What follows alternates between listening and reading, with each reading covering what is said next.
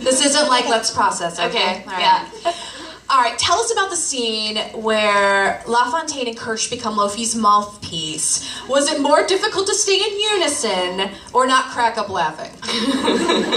A little bit of both. I think it was harder for the people looking at me to not crack up laughing, because I can't really roll my eyes into the back of my head, so I was kind of just like cross-eyed and like looking at the ceiling. It was weird. But Matt and I like had memorized the lines separately, and then we got together and we tried saying them together, and we were like, this is not working. But we figured it out, and then we were about to film, and Spencer's like, I want this to be creepier. And I was like, well, I can do a really low voice. And he was like, what? And I was like, yeah, I could do this. Do that again.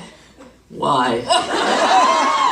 So I did that voice, and Kirsch did like a super, super high voice. So like when it's mixed, you can hear the low voice is mine, which is a fun fact. So that was hard to keep together for, yeah. That was a sentence. All right, Sharon. Now, you kind of addressed this, but let's get to the emotional part of it. I heart Danny. Oh.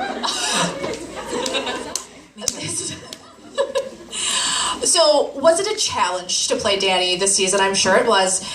What was it like shooting that scene where you got stabbed in the back? It was difficult because I don't know what that feels like.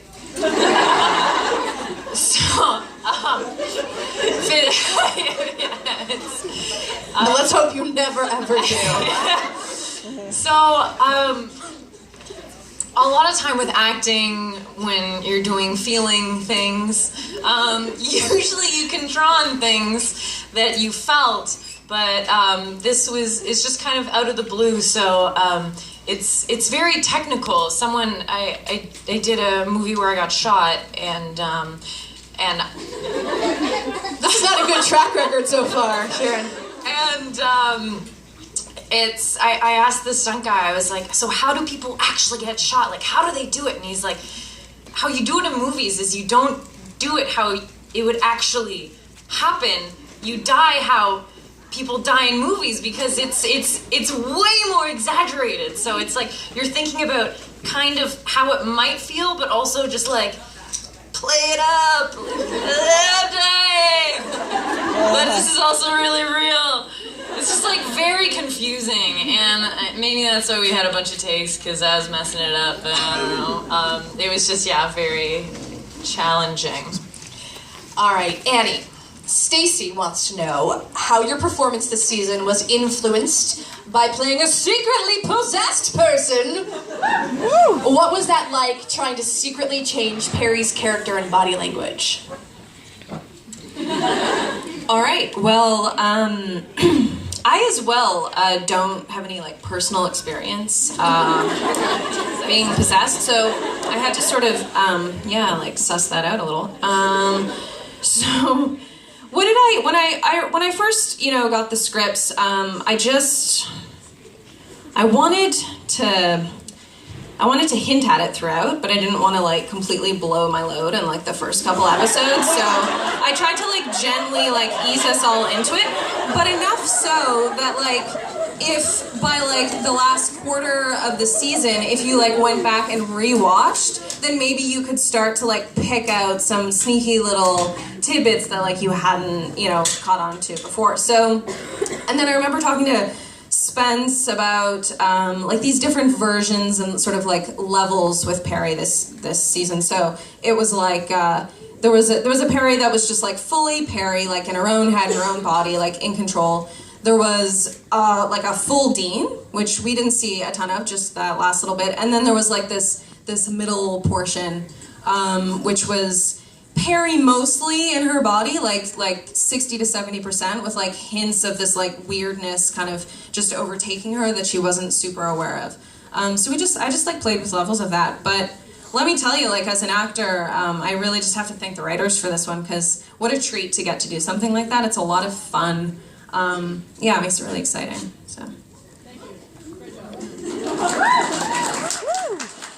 All right, Sophia. Yes. Diana wants to know, what is the one historical event you can see Carmilla and Maddie being at that they would really enjoy and possibly make even worse than it already is? Just got real deep.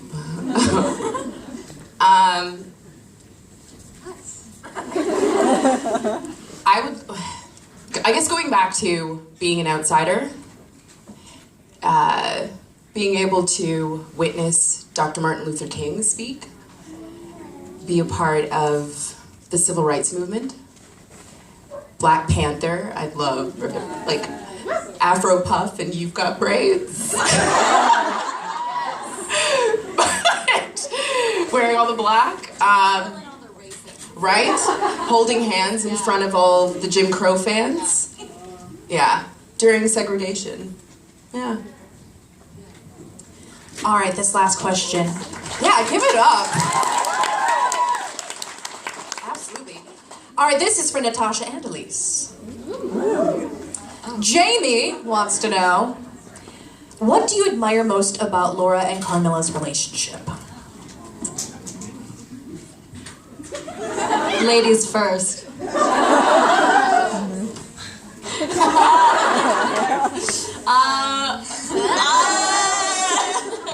I would say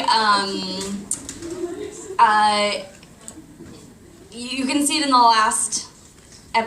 last scene between us. I think there's still so much love between the two ladies, and I think after everything that they've been through this semester or this year, I lose track of Carmilla time.